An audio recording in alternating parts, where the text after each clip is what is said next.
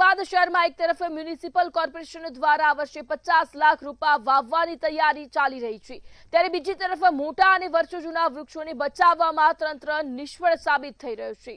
વધુ વિગતો સાથે જોઈએ આ ખાસ અહેવાલ। છેલ્લા એક વર્ષ દરમિયાન શહેરમાં 2198 વૃક્ષો ગેરકાયદેસર રીતે કાપી નાખવામાં આવ્યા છે।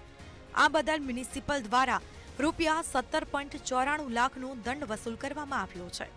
છેલ્લા એક વર્ષમાં અનેક કિસ્સાઓમાં બિલ્ડિંગ પ્રમુખો અને સેક્રેટરીઓ દ્વારા જાહેર ખબરના બોર્ડને અડચણરૂપ બનેલા અથવા તો અન્ય કારણોસર મોટા પ્રમાણમાં વૃક્ષો કાપી નાખવામાં આવ્યા છે।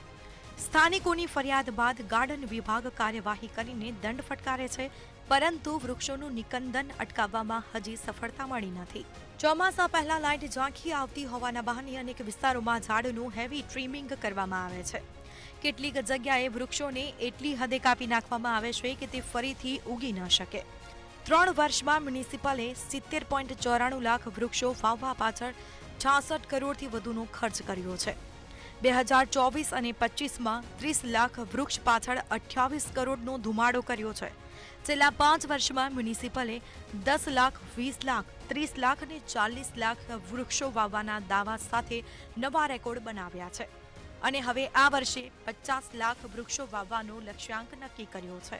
હાલ શહેરનું ગ્રીન કવર આશરે 12% હોવાનું માનવામાં આવે છે અને જે વધીને 15% સુધી પહોંચી શકે તેવી આશા વ્યક્ત કરવામાં આવી। જો કે કેટલાક લોકો મોટા ઘટાદાર વૃક્ષ કાપી અને રોડા નાખી રહ્યા છે।